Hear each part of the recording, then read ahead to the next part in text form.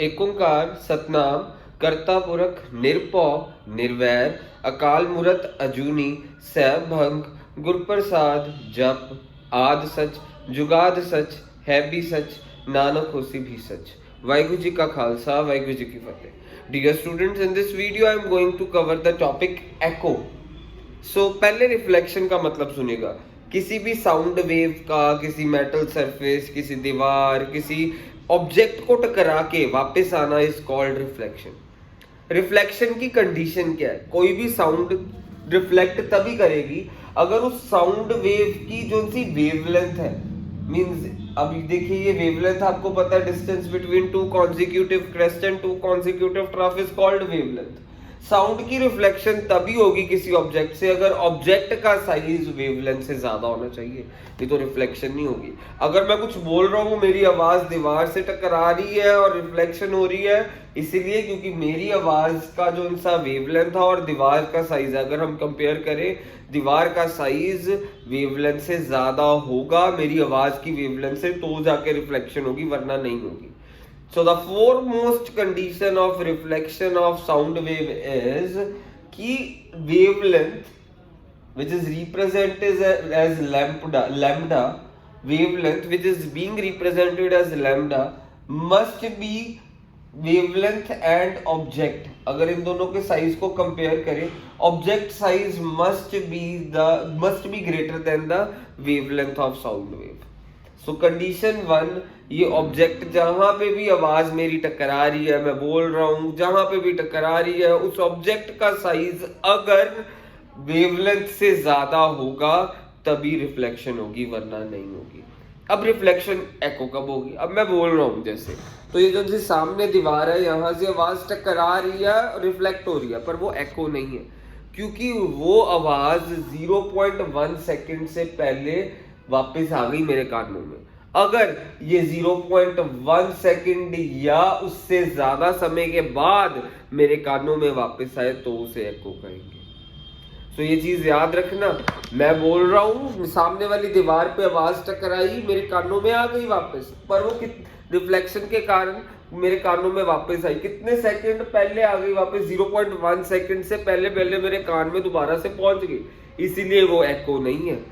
और एको तभी होगी अगर आवाज 0.1 सेकंड के बाद आएगी, ये चीज बहुत इंपॉर्टेंट है। दूसरी कंडीशन एको की, डिस्टेंस, बोलने वाले का डिस्टेंस और ऑब्जेक्ट जहां से आवाज वापस आनी है कम से कम 17 मीटर होना चाहिए। सो ये दो कंडीशंस याद रखिएगा। मैं बोल रहा हूं, आवाज सामने वाली दीवार रिफ्लेक्ट कर रही है, मींस वो रिफ्लेक्शन ऑफ साउंड हो गया। So reflection of sound is returning back of sound wave on striking some metal surface, walls, etc. is called reflection of sound wave. But reflection echo तब होगी अगर minimum distance between the source of sound, जैसे मैं हूँ बोल रहा हूँ, मैं source of sound हूँ, if the minimum distance between the source of sound and reflecting surface is 17 meter। तो एक तो कंडीशन ये, and time period for returning back of sound wave must be at least 0.1 second, कम से कम 0.1 second होना चाहिए, उससे ज्यादा भी हो सकता है। सो अगर 0.1 सेकेंड से पहले ही मेरे कानों में आवाज होगी तो उसको एको नहीं कहेंगे, उसे reflection of sound he simple कहेंगे। पर अगर 0.1 सेकेंड या उससे बाद मेरे कानों में आवाज पहुंचती है रिफ्लेक्ट करके, तो उसे हम कहेंगे एको। सो बोल रहा हूं तो साउंड वेव जा रही है, सामने वाली दीवार रिफ्लेक्ट करेगी, पर वो दोबारा से मेरे कानों में कितने टाइम के बाद बीच बीच में आवाज आती है? 0.1 सेकंड से पहले पहले ही आ जाती है। अगर मैं बोल रहा हूं, बोलने के कुछ सेकंड बाद फिर से आवाज मेरे कानों में वापस आई, कुछ टाइम बाद, कितने टाइम बाद? कम से कम 0.1 सेकंड के बाद मेरे कानों में आवाज आई, तो उसे एको कहेंगे। और दूसरी condition, distance between the source of sound and reflecting surface must be 17 metre. तीसरी condition, wavelength and size of, अगर हम तीसरी कंडीशन आप ये लिखेंगे, size of object must be greater than wavelength of sound wave.